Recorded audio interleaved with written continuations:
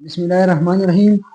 अताश study zone की platform की तरफ से मैं आपसे मुखातिब हूँ और आज हमारा lecture number 2 branches of microbiology के बारे में है। और हमने पहले लेक्चर में इंट्रोडक्शन टू माइक्रोबायोलॉजी डिस्कस किया था। सो ब्रांचेस ऑफ माइक्रोबायोलॉजी जो कि है ये दो किस्म की है, एक है बेसिक और एक है अप्लाइड। इस अप्लाइड को हम फील्ड्स ऑफ माइक्रोबायोलॉजी भी कहते हैं। सो जो बेसिक ब्रांचेस ऑफ माइक्रोबायोलॉजी है इसमें सबसे पहली बैक्टीरियोलॉजी है, दूसरा माइकोलॉजी है, तीसरा पाइकोलॉजी है, चौथा वायरोलॉजी है, इस तरह प्रोटोजोलॉजी, नेमाटोलॉजी, पैरासिटोलॉजी और इसके साथ साथ microbial ecology, microbial morphology, microbial taxonomy, microbial physiology और माइक्रोबियल जेनेटिक्स।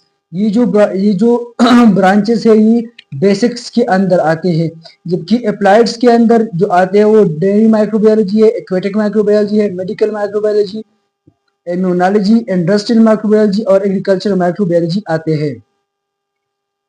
अभी हम आते हैं बेसिक माइक्रोबायोलॉजी के ऊपर की बेसिक माइक्रोबायोलॉजी में हम क्या डिस्कस करते हैं। So the branch of microbiology that focus on the fundamental study of micro organism. इसमें हम माइक्रो ऑर्गेनिज्म या जो माइक्रोब है उसकी बुनियादी मुतालिया करते हैं।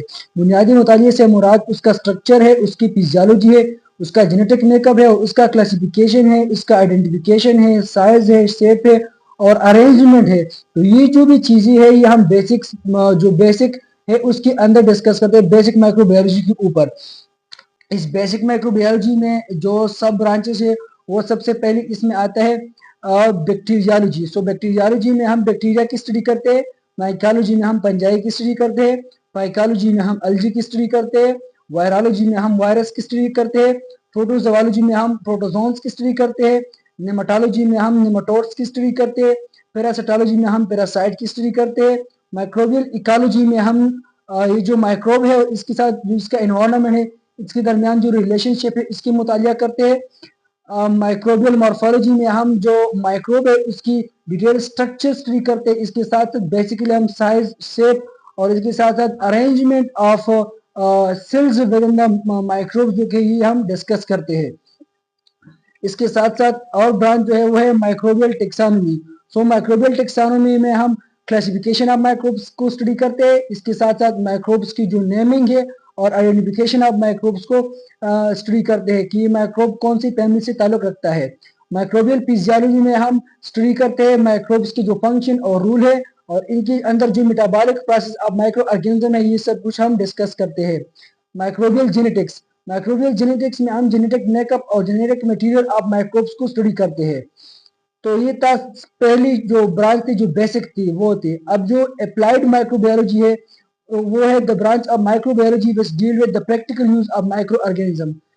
इसमें हम माइक्रो ऑर्गेनिज्म को प्रैक्टिकली यूज करेंगे इन फील्ड लाइक एग्रीकल्चर में माइक्रो ऑर्गेनिज्म को यूज करेंगे, मेडिसिन में यूज करेंगे, मेडिसिन की फील्ड में यूज करेंगे, इंडस्ट्रीज में यूज करेंगे टू प्रोड्यूस यूजफुल प्रोडक्ट, ताकि ये हमें फायदेमंद सब्सटेंस और चीजें दे। तो इसको हम अप्लाइड माइक्रोबायोलॉजी कहते हैं। अप्लाइड माइक्रोबायोलॉजी के अंदर जो टॉपिक आते हैं तो उनमें सबसे पहले है डेयरी माइक्रोबायोलॉजी। तो ये है dairy microbiology. So the dairy microbiology the study of microbes that are present in milk. हम वो माइक्रोब स्टडी करते हैं जो कि मिल्क में प्रेजेंट होते हैं एंड मिल्क प्रोडक्ट और मिल्क से जो भी प्रोडक्ट बनता है उसमें प्रेजेंट होते हैं। ये रूल इन परमेंटेशन, माइक्रोब का परमेंटेशन में क्या रोल होता है, मिल्क की स्पॉयलेज में क्या रोल होता है, डिजीजेस क्या है, ये अगर माइक्रोब्स मिल्क में मौजूद है तो ये इंसान में कौन सी बीमारी काज करते हैं। इसके साथ साथ ये माइक्रोब्स मिल्क में जो मौजूद है ये सेफ है कि नॉन सेफ है फॉर ह्यूमन।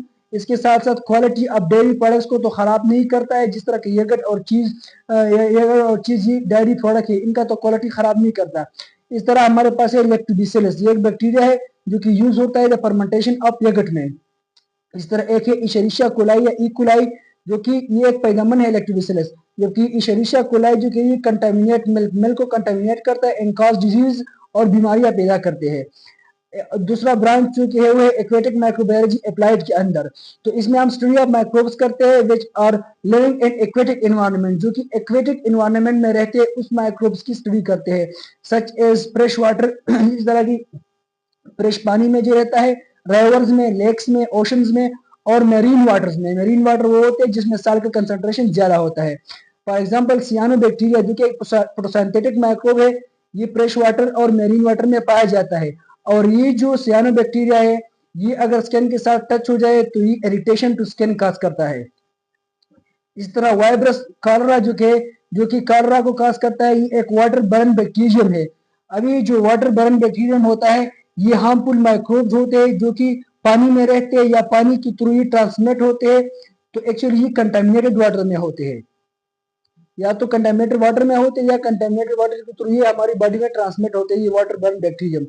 अभी मेडिकल माइक्रोबायोलॉजी, तो the study of micro organism that cause diseases in human, इसमें हम माइक्रो ऑर्गेनिज्म की स्टडी करेंगे, लेकिन उनका जो ह्यूमन में जो बीमारी काज करते हैं उस माइक्रो ऑर्गेनिज्म की, यानी बीमारी का जो कॉजेटिव एजेंट है वो हम डिस्कस करेंगे। इस तरह जो ट्रांसमिशन है, इस तरह डायग्नोसिस, ट्रीटमेंट एंड प्रिवेंशन। तो अगर हम माइकोबैक्टीरियम ट्यूबरकुलोसिस देखें तो ये कॉजेटिव एजेंट है टीबी का। अगर ई कोलाई देखें तो ये कॉजेटिव एजेंट है यूरिनरी ट्रैक्ट इन्फेक्शन और डायरिया का। अगर हम प्लाज्मोडियम देखें तो ये कॉजेटिव एजेंट है मलेरिया का।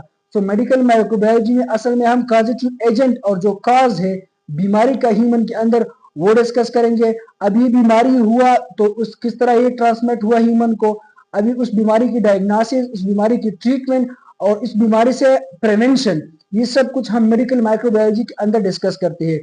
एक और ब्रांच है इसका इम्यूनोलॉजी, तो the study of body defence system against microbe.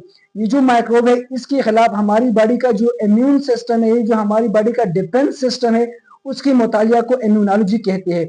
जिस तरह बैक्टीरिया एक माइक्रोब है, इसके खिलाफ हमारी बॉडी जो इम्यून सिस्टम है वो एंटीबॉडीज बनाते हैं डिफरेंट टाइप्स की, और वो इन बैक्टीरिया को किल करने में मदद करता है। इस तरह और जो ब्रांचेस है अप्लाइड के अंदर, तो वो है इंडस्ट्रियल माइक्रोबायोलॉजी। इंडस्ट्रियल माइक्रोबायोलॉजी में हम स्टडी करते हैं और इसके साथ साथ यूज ऑफ माइक्रोब्स करते हैं, माइक्रोब्स को प्रैक्टिकली यूज करते हैं to produce commercially valuable product, कि तजारती लिहाज से हमें कीमती अशिया मिले ऑन लार्ज स्केल, बड़े पैमाने पर, सच इज एंटीबायोटिक हमें लार्ज स्केल पे मिले, एंजाइम्स और फर्मेंटेड फूड्स हमें मिले।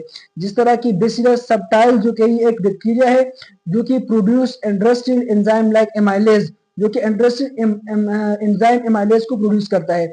इस तरह की पेंसिलियम क्राइसोजेनियम, ये जो कि है ये फंगस है जो कि प्रोड्यूस करता है एंटीबायोटिक पेंसिलिन, और ये एंटीबायोटिक पेंसिलियम म्यूटेटियम से भी हम अखज कर सकते हैं।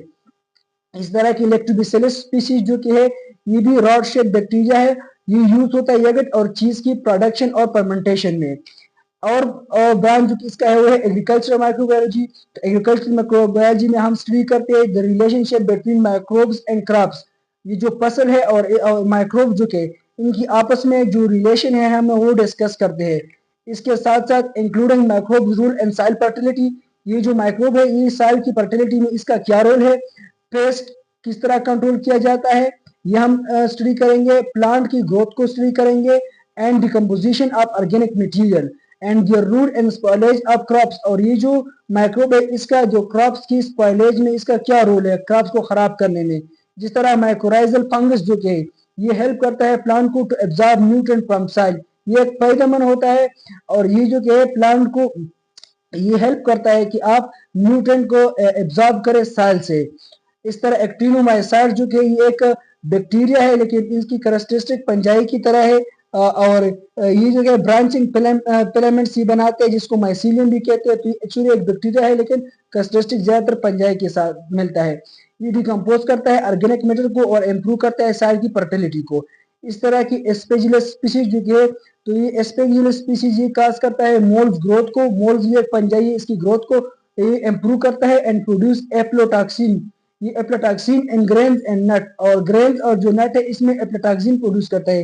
ये जो एफ्लोटॉक्सिन है ये टॉक्सिक है, ये कार्सिनोजेनिक कंपाउंड है, और ये बहुत सारे मोल्ड जो के उसको प्रोड्यूस करता है, जो कि ब्रांचेस ऑफ माइक्रोबायोलॉजी के ऊपर था। और इंशाल्लाह हमारा थर्ड लेक्चर जो कि होगा वो हिस्ट्री ऑफ माइक्रोबायोलॉजी के ऊपर होगा। अगर हमारी चैनल आपको पसंद आई है तो लाइक और सब्सक्राइब करें और साथ में बेल आइकन को भी दबाएं। Thank you.